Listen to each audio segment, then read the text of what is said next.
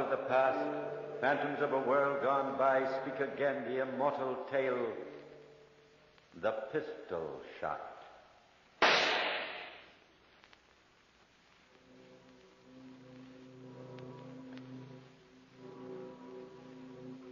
Listen, the bells. They toll the last requiem of Count Peter Markov upon the still, wintry Moscow air. This is the end of a brave and loyal man. Soon the body will be carried down the church steps and into the black hearse. The funeral procession will wind itself through the dark, quiet, snow-covered streets to the cemetery reserved for the officers of His Majesty's Hussars. I shall wait here in front of the church until they carry the coffin out. I shall follow in the funeral procession and watch with bared head while they lower the body into the grave. Yes, this is the least that I, Captain Nikolai Silvio, could do. After all, Markov was my friend. Yes, my very good friend. We were always together as we were 5 years ago on that night when... Come, Nikolai. This is a night to celebrate. The Tsarina has achieved another birthday. The Tsarina's birthday. Come, my friend, another drink. No, Peter, I've had enough. Oh, nonsense. Stefan! Where is that pig of a steward? Stefan! Yes, come, Markov. More vodka for Captain Silvio. See that his glass is never empty. Yes, Excellency. Come, Peter. We'll drink to the health of Ilya Stanovich. Yes, I'll drink to that, Peter. Till the cup is empty. Away with the glasses, my friend. Stefan! Fresh glasses. More vodka. This is a night to remember. Yes, Excellency. Peter, I've had enough, and you've had too much. Aye, too much vodka? My boy, you know me better than that. I still say you've had too much. Your hand trembled when you raised that last glass. I'll prove to you that I'm not drunk, my friend. How? Do you see that moth crawling along on the opposite wall? Yes? I'll wager you a month's pay that I can smash that insect with one pistol shot. You're on, Peter. Wager a month. Now, gather around, gentlemen. 100 rubles on Count Markov. Well, Peter, am I drunk or am I not?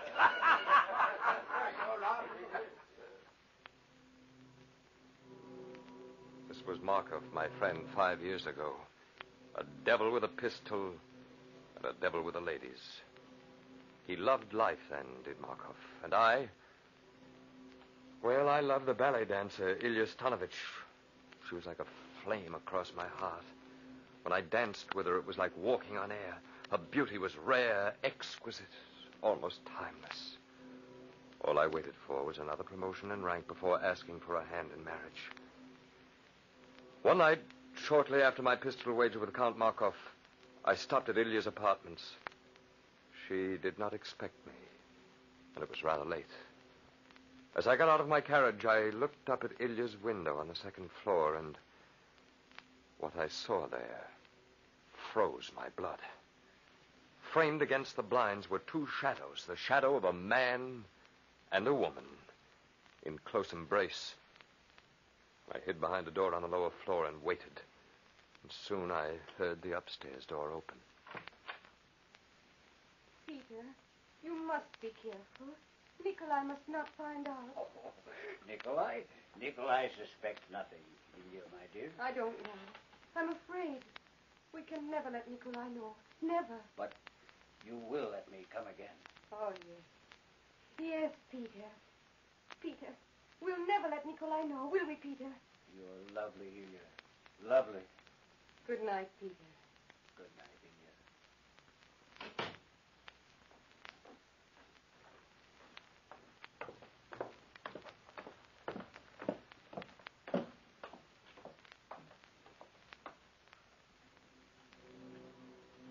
I shrank behind the doorway, saw Markov come down the stairs and walk out through the door. Markov, my friend.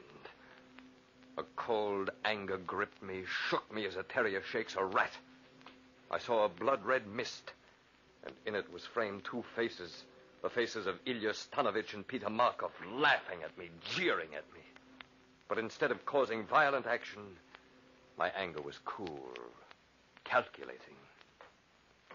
I cannot say that any plan formed itself in my mind then, but later, the manner in which things came to pass seemed to fit into a pattern begun at that moment. I walked slowly up the stairs. Who is it? Who's there? It's Peter, my dear. I forgot something. Peter. Nikolai. Good evening, my darling. Oh, You're so beautiful, Ilya. So beautiful. Nikolai. What are you going to do? So beautiful. No. No, I would not know, for no one would ever tell me, would they, Ilya, that my beautiful one loves another instead of me. Nikolai, it's you I love. I swear it, Nikolai. Only you. But while my back is turned... Oh, don't turn away, Nikolai. Don't go away from me. Don't turn your back on me like that. Nikolai. Nikolai, I love you. Nikolai, come back.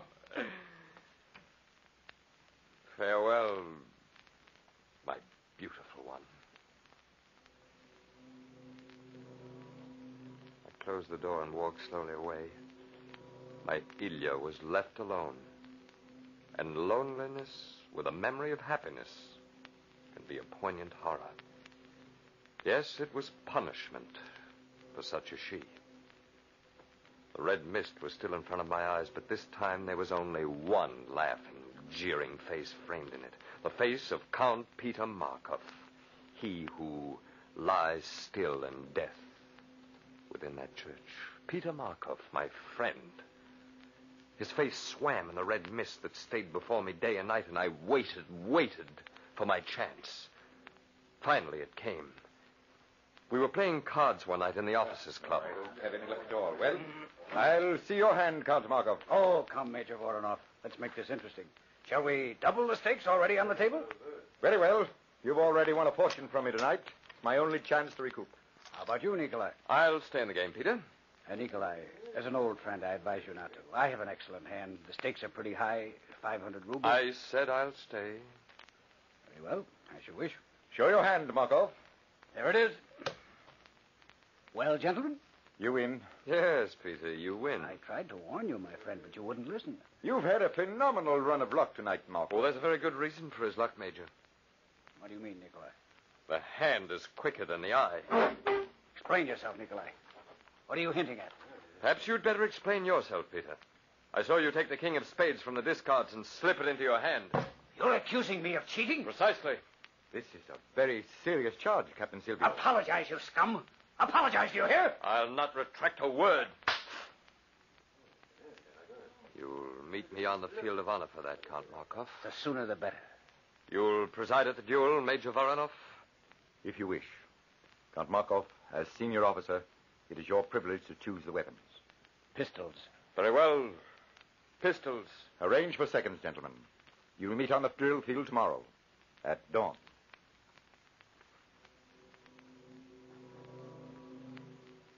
Now I had found the pretext for a quarrel. Now it would be either Markov or I. I couldn't go on any longer. The thought of what Markov had done to Ilya and myself was driving me mad. Either way, I thought, I would win. If I died, the madness that was eating my heart away would die with me. If Markov died, the madness would dissipate and finally vanish. Yes, either way, I would win. Of course, Markov was a crack pistol shot, but I had the reputation of being a good marksman myself. I gave myself a chance. I could hope a little. We met on the drill field at dawn in full dress according to regiment custom. My hatred for Markov made me icy calm. But Markov was nervous, upset. After all, he had been my friend. We met with Major Voronov. Captain Silvio, are you ready to proceed with this duel? I am, Major. And you, Count Markov? Not quite. I have a request to make of Captain Silvio through you, Major Voronov. Proceed. I have been Captain Silvio's friend for many years. I am not willing to kill him now. If he will apologize, I will consider my honor satisfied. Well, Captain Silvio? There will be no apology, Major. Let's get on with it. Very well. I shall toss a coin, and you, Captain Markov, will call the toss in privilege of your rank. If you call correctly, you will be entitled to the first shot. Is that understood? Yes, sir. Toss the coin. Call it, Count. Heads. Heads it is, Count Markov. You win first shot. Each of you, according to regimental rules, will be entitled to one shot. Is that understood? It is. Yes. Very well. When I begin to count, you gentlemen are to walk 10 paces in opposite directions. At 10, you're to turn and face each other. Then, Count Markov, you will fire the first shot. Are you ready? Ready. Yes, sir. 1, 2, 3, 4, 5, 6, 7, 8, 9, 10. Your shot, Count Markov.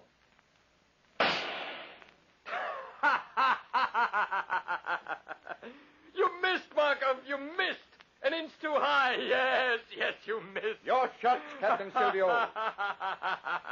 Shoot, Nikolai! What are you waiting for? Shoot and be done! Oh, no, Markov. I shall not fire now.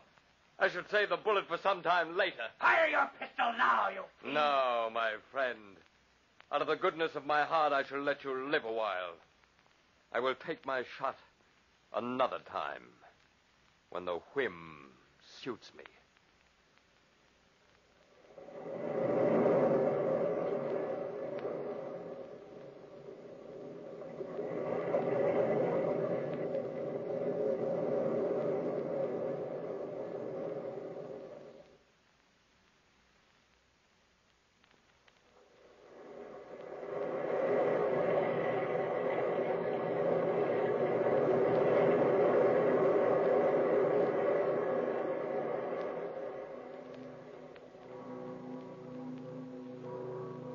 And still the bells toll on. The yellow light filters through the stained glass windows and spills onto the white snow outside in strange rococo patterns. Yes, an appropriate day for a funeral. A different day entirely from that fine spring morning that Peter Markov and I met again. It was our first meeting after the duel. According to Russian Army custom, we'd been transferred to different units. He to the 5th Lancers, I to the 9th Dragoons. I was enjoying a morning gallop through the park when I came upon an officer and a lady resting their horses. I recognized the officer instantly as Peter Markov. Nikolai. Nikolai Silvio. Yes, Markov, we meet again. I wondered where you've been these 3 years. On duty in the Crimea. But I've kept trace of you, Markov. I've been looking forward to seeing you again. Peter, aren't you going to introduce me to the captain? Oh, yes, of course, yes. Maria, allow me to present Captain Nikolai Silvio. Nikolai, Maria Oblensky. Delighted. How do you do? Are you by chance related to General Oblensky, mademoiselle? Rather closely, I would say, Captain. He's my father. Oh, indeed. Mademoiselle, I am honored. Have you known Peter long, Captain? Oh, yes. We're old friends, aren't we, Markov? Yes, of course. Maria, would you excuse Captain Silvio and myself for a few moments? Why, yes, but what... I'd like to talk to him privately. Oh, some deep, dark soldier secret, no doubt. Very well, Peter. Go and have your talk. With your permission, mademoiselle? Of course. Let's leave the road, Nikolai. There's a little grove of trees over here. You're enjoying good health, Markov? Excellent, thank you. I'm delighted to hear it. They tell me in the barracks that you've been paying constant court to the General's daughter. Yes, that's true. An excellent prospect, my friend. I'm glad for your sake. You know how interested I am in your future. Look here, Nikolai, I can't stand this any longer. Dear Markov, what are you talking about? You know very well. That shot you're saving for me, when are you going to use it and be done? Why, to tell you the truth, Markov, I hadn't given it much thought. How long are you going to taunt me like this? What kind of revenge do you want? Haven't you had enough? But you know how this eats into a man's mind, his soul? To live in the shadow day after day, night after night, waiting for your whim. My dear fellow, do we not wait for all things? Even death? I am not afraid to die, Nikolai. I have faced death before. But I cannot face this waiting, this uncertainty. I owe you a debt. One pistol shot. Measure off the paces and collect it now, I beg of you. Oh, no, Markov. It does not suit my fancy. I'm not ready yet. How long? How long are you going to delay? Patience, my dear Markov, patience. The day is beautiful, and so is the lady. I suggest you go back to her. It's not proper to keep the daughter of a general waiting.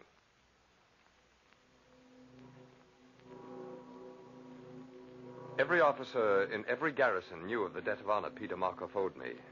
There was no way out for him. He had to wait until I was ready to collect my pistol shots. And I waited. I made it a point to be at every public function Markov attended. I hounded him with my silent presence and saw him slowly crack. One night I went to the theater, took a seat in a box directly opposite that of Markov and Maria Oblensky. His eyes caught mine, froze in horror. Deliberately, I took out my pistol and cocked it. The lights went out, and the curtain went up. There, in the darkness, Markov and I could not speak with our mouths, but we did speak with our minds. Mariana, I had to talk to you. Yes, what is it? Mariana, you know... Nikolai, I know you're looking at me, not at the stage. Yes, Markov. And it's a fine play tonight, too. You have your pistol cocked and ready. You're not going to shoot me here in the theater, are you? I may, Markov. I can see your head framed in the dim light of the lobby passageway. It would be easy. So easy. You can't, Nikolai. Not here. Not while I'm with Maria. It would create a terrible scene. Perhaps. But if there's anything I love, Markov, it's the dramatic. I'll tell you what, my friend. There's plenty of time. I'll just sit here in the darkness and think it over. Perhaps I'll shoot. Perhaps not.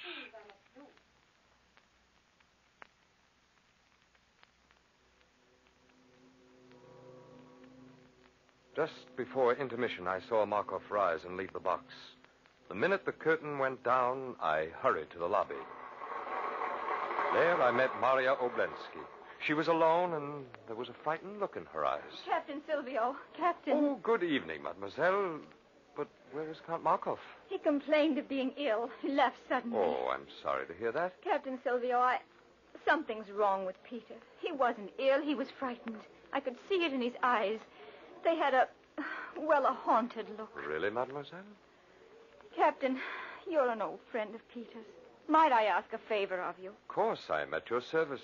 Would you talk to Peter? Find out what's troubling him. He won't tell me. Perhaps he'll talk to you. It may be that... Then you'll talk to him as an old friend. Naturally, mademoiselle. As an old friend. I shall be delighted. What a twist. What a beautiful irony. Here was Maria Oblensky, now engaged to Markov, begging me, Nikolai Silvio, to find out what was wrong with him. I tasted my triumph, savored it, treasured it. I would, in good time, bring it to full flower. And then suddenly the dragoons received orders to quit Petrograd and move north in a swift attempt to crush the Tartars who'd revolted. Weeks later, I led my unit into a birch forest with orders to engage and divert a strong force of Tartars, while a troop of lancers were to deliver a crushing attack on the barbarians' flank. We met the Tartars in a bloody battle where, hard-pressed, our reinforcements were delayed.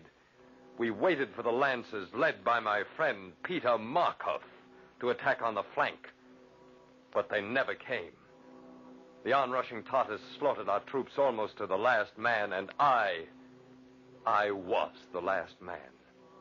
But as far as Peter Markov and the rest of the world knew, I was dead. I preferred it that way. Finally, I came to Moscow, shabby, bearded, unknown, with my pistol hidden under my ragged coat. A newspaper told me that Markov and Maria Oblensky were to be married that week. A reception in their honor was being held that afternoon. They would return, I was sure, to Markov's apartment for supper. I watched the servant preparing the table, and when my chance came, I forced my way through the window and waited. Oh, Maria, my darling, here we are. Oh, yes, Peter, after all those people. Oh, I'm so tired. Come inside, Maria. We'll rest and have supper before we go to the theater. Servant will be back shortly. I've sent him to the cellar for wine. What? Hello, Markov. Oh. Who are you? What are you doing in my apartment? Don't you recognize me, Markov? Nikolai. Nikolai Silvio. Yes, my friend. But I thought... I know. You thought I was dead. Peter, What's Captain Silvio doing here? I've come to collect a debt, mademoiselle, a debt long overdue. Nikolai, listen, I've come to take that pistol shot, Markov. Nikolai, you can't. Now, listen to me. I'm going to be married. My life's just beginning. I've got so much to look forward to. Remember Ilya Stanovich, Markov? I was in love with her, too. We were to be married. Captain Silvio, what are you going to do with that gun? Ask your fiancé, mademoiselle. But this is murder. Oh, no. We fought a duel, mademoiselle. He fired at me and missed, and now it's my turn. Nikolai, no, please. Please, Nikolai, my friend. No, I beg of you, see, I get down on my knees. Don't shoot. I want to live. I want to live now. This will make a pretty tale. Count Peter Markov on his knees begging for his life. A Russian officer of noble birth. Peter, get up. Maria, don't you understand? Captain Silvio, Yes, mademoiselle. you were a man of honor and principle. You've seen this groveling wretch beg for his life. Isn't that revenge enough? Yes, mademoiselle. You're right. I cannot kill him now. See, I place my pistol on the table. My honor is satisfied. Thank you, Captain Silvio. I bid you good evening, mademoiselle. Wait, Captain. I'm going with you. What? Maria, you gone mad? You cannot go. Stay with me. I will never marry you, Peter. To live with a craven coward like yourself. Yes, to bear your children would be intolerable. Shall we go, Captain? Very well, mademoiselle. Maria, in the name of heaven, Maria, don't leave me. Don't leave me. Believe me, Mademoiselle Oblensky, I'm sorry. No, Captain. You need not be.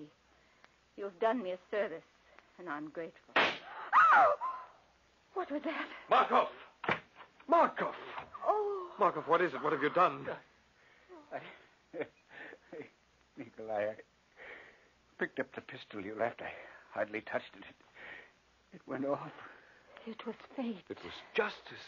Just payment, yes, Nikolai. The time has come at last. The debt is paid. Paid in full. At last. Peter. Mademoiselle, the moment for payment has come at last. And I was more lenient than my gun. Although I would spare his life, my gun would not. Shall we proceed, mademoiselle?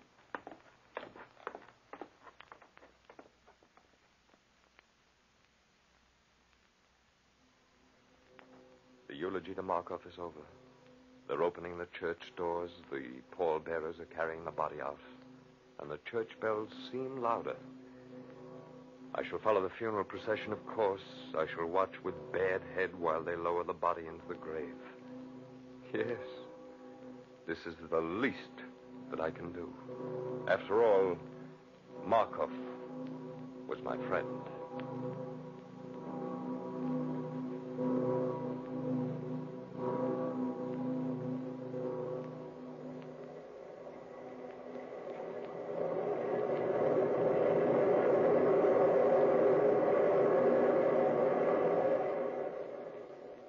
From the time-worn pages of the past, we have brought you the story, The Pistol Shot. Bellkeeper, toll the bell.